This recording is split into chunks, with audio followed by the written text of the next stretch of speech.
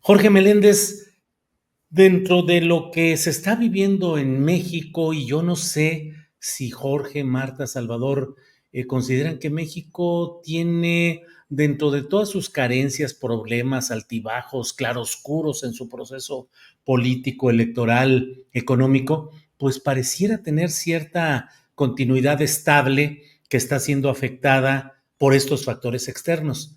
En ese contexto, pregunto, Jorge, si ¿qué pensar de la continuidad que propone la propia Claudia Sheinbaum, que dijo en este fin de semana en gira por Veracruz, dijo que su compromiso, reiteró, de no traicionar el legado obradorista y de no traicionar las políticas de la llamada Cuarta Transformación?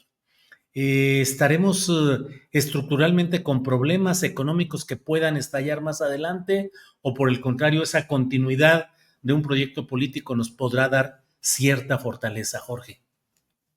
Bueno, yo creo que la continuidad ella la ha mostrado en todos los terrenos, incluido los nombramientos más recientes, ¿no?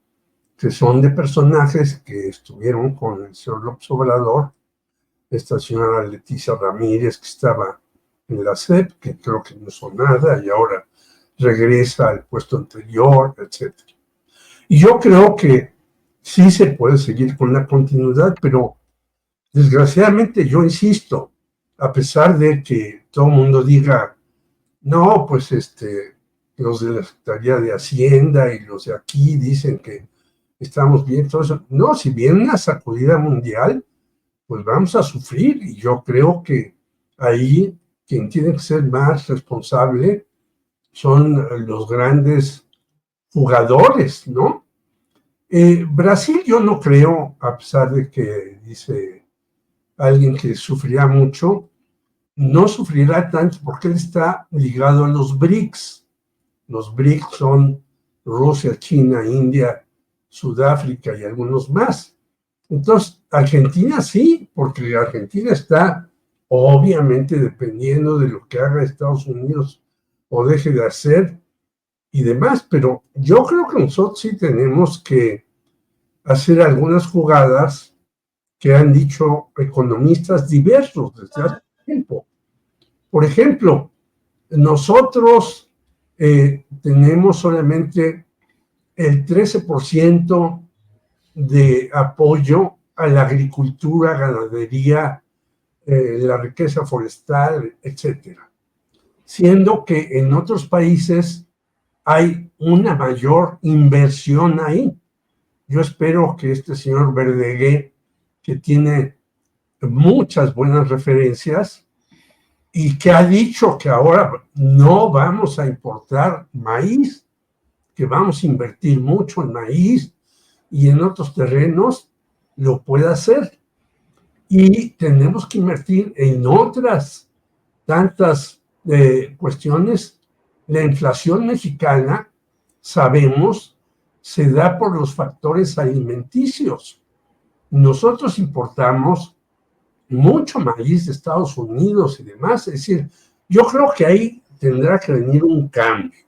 No porque yo esté diciendo que López Obrador lo hizo muy mal, ni mucho menos, para que después los señores que nos escuchan no empiecen a lanzarnos 20,000 mensajes. No, yo creo que sí debe existir la continuidad en muchas cuestiones, pero también debe de haber cambios en muchas otras, en el sistema alimentario, en el sistema de salud. Bueno, ya vimos el caso de Segalmex, ¿no? Que dijo el propio López Obrador que, bueno, hubo problemas ahí, dificultades y demás. Entonces tendrán que venir cambios necesarios en nuestro país para tratar de ser autosuficientes en lo que consumimos, en lo que producimos, en lo que alimentamos a las diferentes comunidades, sin que haya cambios en otros aspectos, que yo creo que Claudia Sheinbaum lo está diciendo ahí, en los programas sociales, en el apoyo al salario mínimo, bla, bla, bla. Pero sí necesitamos hacer cambios alimentarios, en salud, ¿no? y en otros terrenos donde, si bien no afecte lo fundamental la obra de López Obrador, tenemos que ser muy cautelosos en estos rubros en donde estamos invirtiendo poco, y creo que se debe de invertir mucho más. Bien, Jorge, gracias. Marta Olivia, continuidad con cambio. La propia doctora Sheinbaum señala que no traicionará las políticas de la 4T. ¿Cómo ves ese compromiso de la virtual presidenta electa de continuar el proceso de transformación iniciado por el presidente López Obrador? Sí, me parece importante recordar dos momentos tanto de la virtual presidenta electa como del presidente Andrés Manuel López Obrador con este tema de la continuidad con cambio. Primero, en el documento 100 Pasos para la Transformación, Sheinbaum refiere que se dará continuidad a la austeridad republicana. También que la disciplina financiera y fiscal se fortalecerán y se consolidarán para dar continuidad a una administración que ha llamado honesta, eficaz y eficiente, que ponga en el centro el actuar a las personas que menos tienen y garantizando sus derechos, el presupuesto para la inversión pública, programas sociales y fomento a la economía social. De eso va la continuidad con cambio en general, me parece, a la que se refiere la próxima presidenta de México. Y en el caso de López Obrador, recordemos aquel discurso, y yo creo que hay que tenerlo bien presente, en Quintana Roo el año pasado, a finales de año, donde él dijo que deseaba con toda su alma que hubiera continuidad con cambio, y cito textualmente, dijo: no se debe aspirar al necesariato, a creernos indispensables, a apostar a ser jefes máximos, caudillos, a ser hombres fuertes o caciques. Así que bajo estas premisas, queda claro que cuando Sheinbaum habla de consolidar la transformación y de la continuidad con cambio, se refiere a mantener los programas sociales y económicos que permitieron que los sectores más vulnerables del país tuvieran un apoyo concreto del gobierno. Y una de las preguntas más importantes que responderá el gobierno de la primera mujer presidenta de México, no sé, creo que no será tanto si se consolidará la transformación que comenzó con el gobierno de López Obrador, sino más bien si los aliados políticos y morales de la Cuarta T harán su parte para que esto se concrete.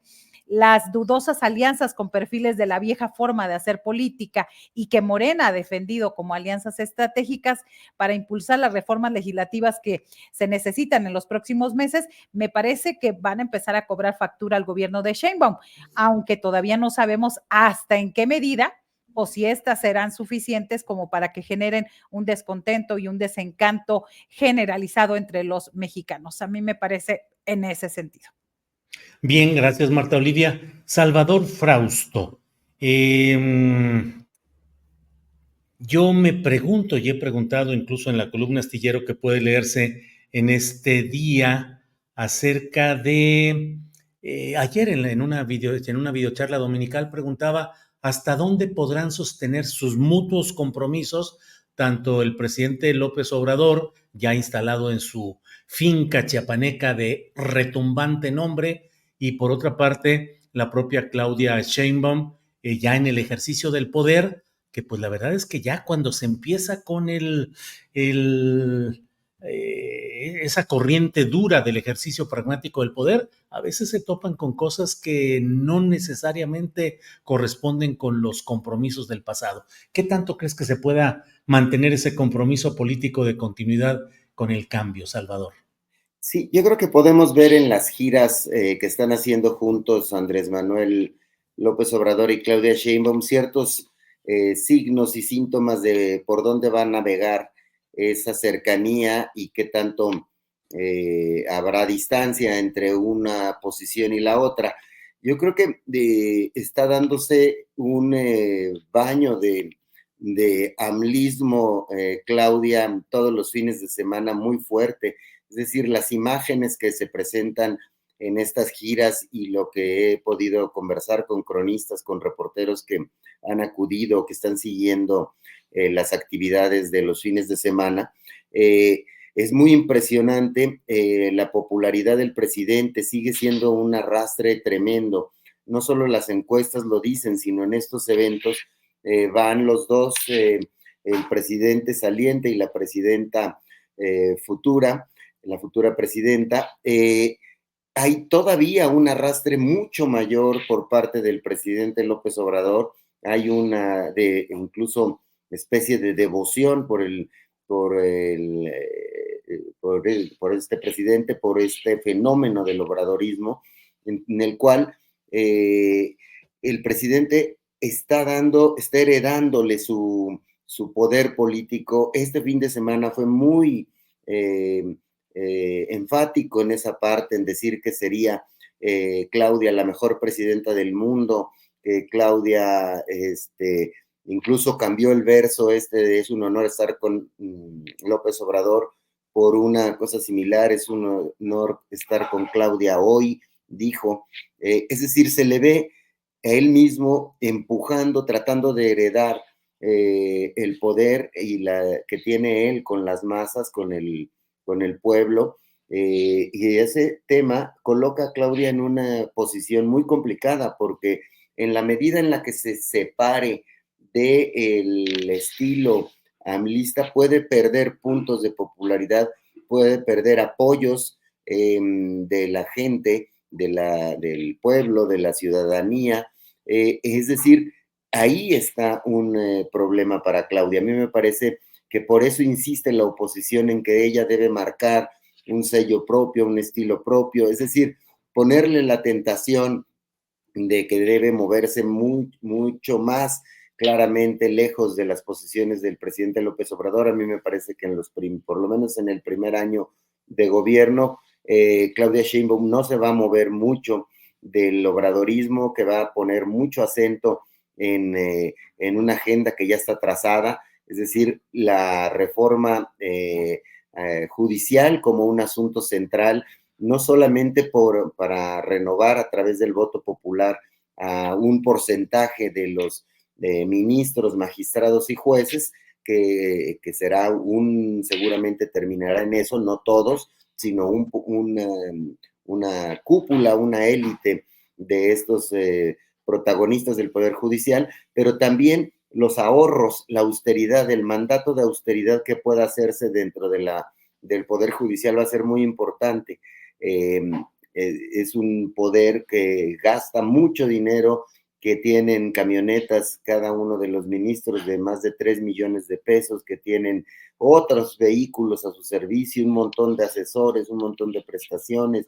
Todo eso, al reducir fideicomisos, al tener otra actitud frente al uso del dinero, va a generar una serie de ahorros que además, como plantea hoy Óscar Cedillo en su columna de Milenio, tiene el objetivo de continuar a ir a recuperar el dinero de los grandes deudores del fisco, que es algo que ha estado atorando la nomenclatura de los ministros conservadores que hay ahorita, que defienden a los empresarios que deben muchos miles de millones de pesos, y con ese dinero que se recaude se puede inyectar más dinero a programas sociales, la ruta de más programas sociales, de continuar con los aumentos graduales al salario mínimo y el proyecto de salud. Ahí debe haber algunas transformaciones, ya se dibujan algunas, por ejemplo, en el IMSS, todo el tema del IMSS Bienestar, de fortalecerlo, de tener un gran organismo para atender a todas esas personas que no están registradas en el IMSS, es decir, quienes no tienen un registro puedan llegar a las clínicas del IMSS Bienestar y ser atendidas bajo los modelos o los estándares del propio IMSS, según lo que el propio Zoe Robledo ha estado anunciando, nos lo comentó en Café Milenio apenas hace unos días, y por ahí va a seguir. Yo veo mucho más fuerte el tema de la continuidad que el del cambio, y muy peligrosa la ruta de tratar de salirse mucho del guión del obradorismo, y porque perdería fuerza y apoyos, Julio. Bien, Salvador, gracias.